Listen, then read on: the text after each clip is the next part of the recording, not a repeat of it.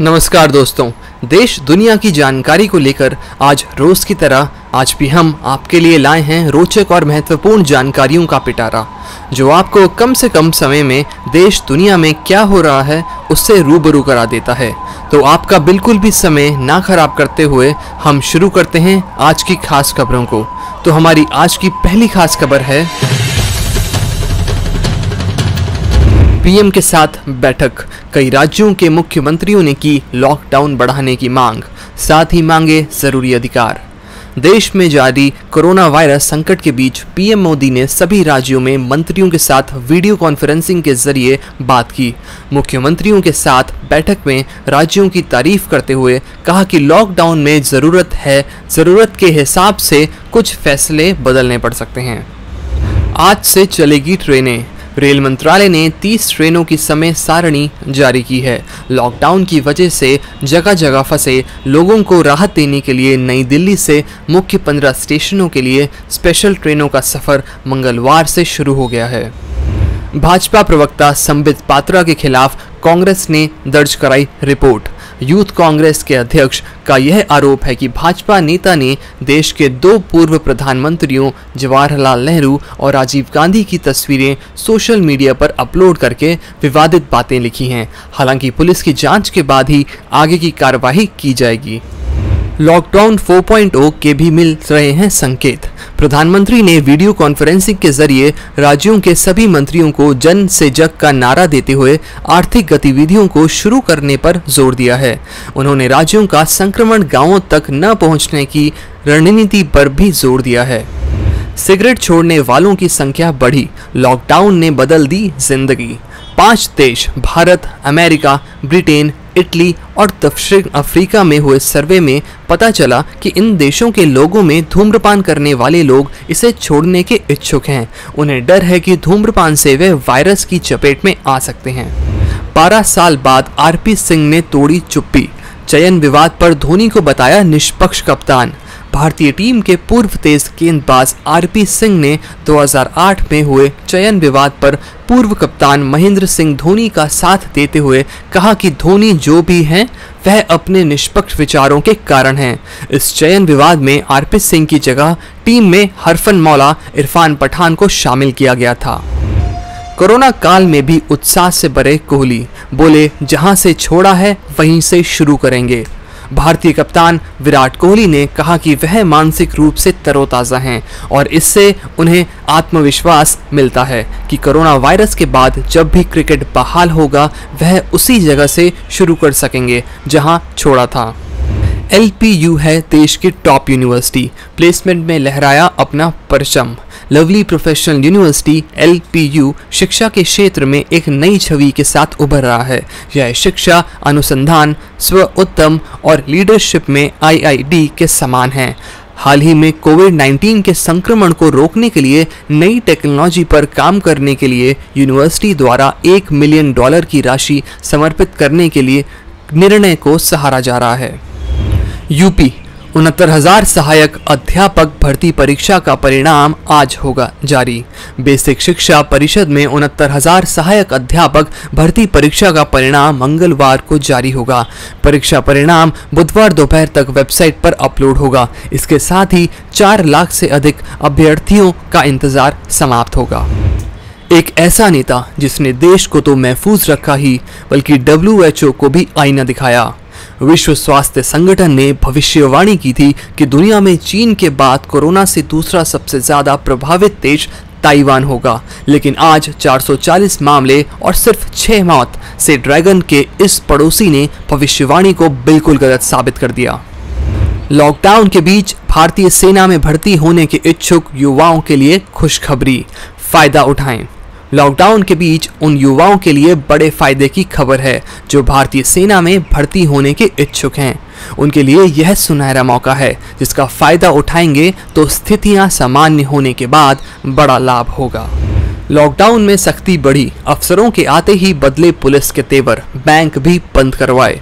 आगरा में corona virus संक्रमण रोकने के लिए 2 प्रमुख सचिव और IG सहित 5 अफसरों की टीम के आते ही पुलिस ने सोमवार को सख्ती इतनी बढ़ा दी कि मंडी से कॉलोनियों में जा रहे सब्जी वालों को भगा दिया।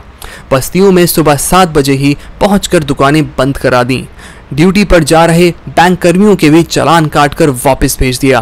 बैंक और राशन की दुकानें पर सामाजिक दूरी का पालन नहीं कर रहे लोगों को चेतावनी दी, अगर अगली बार गलती हुई तो केस दर्ज किया जाएगा।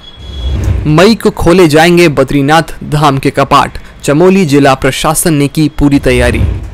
पिछले 24 घंटों में 3,604 नए मामले सामने आए, संक्रमितों का आंकड़ा 70,000 के पार। देश भर में कोरोना वायरस से संक्रमित मरीजों की संख्या लगातार बढ़ोतरी हो रही है। केंद्रीय स्वास्थ्य एवं परिवार कल्याण मंत्रालय की ओर से जारी आंकड़ों के मुताबिक पिछले 24 घंटे में 3,604 नए मामले सामने आए हैं और 87 लोगों की मौत हुई है। इसके बाद देश भर में कोरोना पॉजिटिव मामलों की कुल संख्या 70,756 हो गई है, जिनमें 46,008 सक्रिय हैं। 22,455 लोग स्वस्थ हो चुके हैं या उन्हें अस्पताल से छुट्टी दे दी गई है और 2,293 लोगों की मौत हो चुकी है। पश्चिम बंगाल के मिदनापुर में लोगों को बांटी जा रही आर्सेनिक एल्बम 30 दवाई। पश्चिम बंगाल के MHMCH मिदनापुर के प्रिंसिपल श्रीमंत साहा ने बताया कि लोगों का प्रतिरक्षा तंत्र बढ़ाना यानी इम्यून सिस्टम बूस्ट के लिए आर्सेनिक एल्बम 30 की डोज दी जा रही है। कोरोना से एहतियात के लिए ये दवाई काफ़ी असरदार साबित होगी। आयुष मंत्रालय और सेंट्रल काउंसिल ऑफ होम्योपैथी के निर्देशानुसार ये दवाई लोगों में बांटी जा रही है। 177 भारतीय दुबई से लौटे। दुबई से एक शिशु सहित 177 यात्रियों को लेकर एयर इंडिया की एक्सप्रेस 11434 फ्लाइट सोमवार देर रात कोचीन अंतर्राष्ट्रीय हवाई अड्डे पर उतरी। 1230 प्रवासी मजदूर कलबुर्गी स्टेशन पहुंचे। मुंबई से चली श्रमिक स्पेशल ट्रेन 1230 प्रवासी मजदूरों को लेकर सोमवार देर रात 2:20 कलबुर्गी रेलवे स्टेशन पहुंची। तेलंगाना के मुख्यमंत्री के चंद्रशेखर राव ने आंध्र प्रदेश सरकार के श्रीशैलम परियोजना के तहत कृष्णा नदी से पानी लाने के लिए नई सिंचाई योजना बनाने पर आपत्ति जताई है।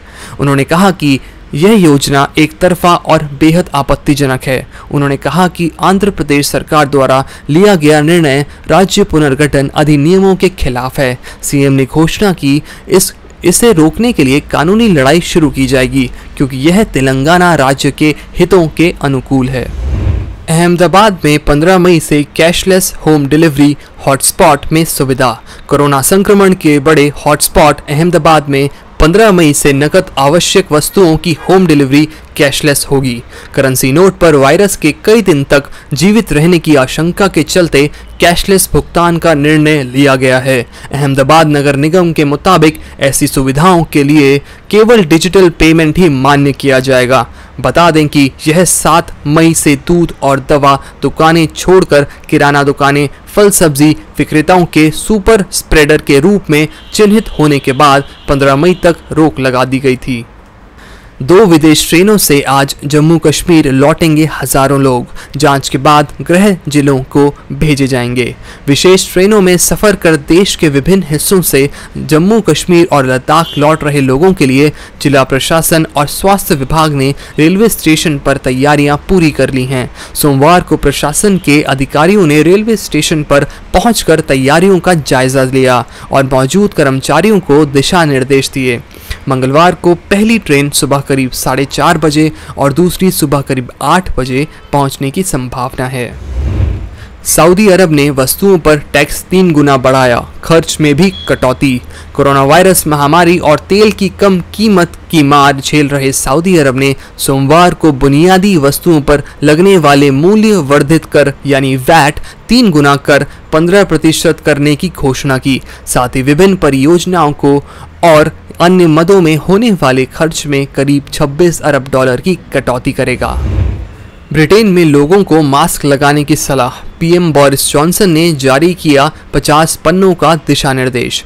कोरोना वायरस संक्रमण को रोकने के लिए लगाए गए लॉकडाउन को लेकर एक नए दस्तावेज में ब्रिटिश सरकार द्वारा जारी नए दिशा निर्देश में पाबंदियों में सोमवार से मामूली रियायत का जिक्र है और लोगों को यह सलाह भी दी है कि सार्वजनिक परिवहन में यात्रा के दौरान अपने चेहरा मास्क से ढकें। कब तक बलूचिस्तान में लोगों की आवाजें कुचलेगा पाकिस्तान? इमरान सरकार ने मानवाधिकार आयोग की वेबसाइट को किया बैन। पाकिस्तान बलूचिस्तान में लोगों की आवाज़ कुचलने की लगातार कोशिशें करता रहा है। अब पाकिस्तान ने बलूचिस्तान मानवाधिकार आयोग की वेबसाइट पर अनिश्चितकाल तक के लिए प्रतिबंध लगा दिया है। एक स्थानीय मीडिया एजेंसी बलूचिस्तान पोस्ट के मुताबिक यह मानवाधिकार संगठन एक गैर लाभकारी संगठन होने का दावा करता है और इस प्रांत में काफ़ी सक्रिय है। यूजीसी ने समस्याओं के समाधान के लिए जारी किया हेल्पलाइन नंबर और ईमेल आईडी।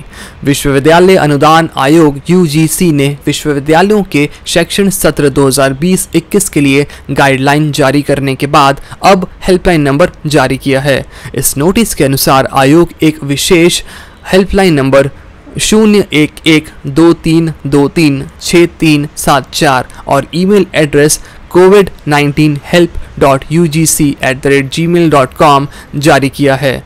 छात्र इस नंबर पर संपर्क करके अपनी समस्याओं का समाधान पा सकते हैं। छात्र इस नंबर पर परीक्षाओं से जुड़ी समस्या या अन्य शैक्षिक क्रियाकलाप के बारे में अपने सवालों का जवाब पा सकते हैं। सुप्रीम कोर्ट ने कहा जम्मू एवं कश्मीर में अभी के लिए कोई 4G इंटरनेट नहीं दी जा सकती।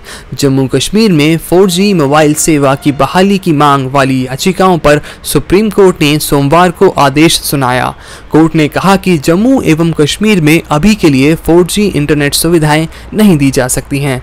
कोर्ट ने विभिन्न याचिकाकर्ताओं द्वारा की गई मांगों पर गौर करने के लिए केंद्र से एक उच्च स्तरीय समिति का गठन करने को कहा है। समिति का नेतृत्व गृह मंत्रालय के सचिव करेंगे। हर रोज सभी देश दुनिया की खबरों को जानने के लिए हमारे चैनल के साथ बने रहिए, जो आपको खबरों से डराता नहीं बल्कि सच्चाई से रूबरू करवाता है। तो चलिए दोस्तों, अपना ख्याल रखिए, अपने परिवार का ख्याल रखिए। कल फिर मिलते हैं, तब तक के लिए अलविदा।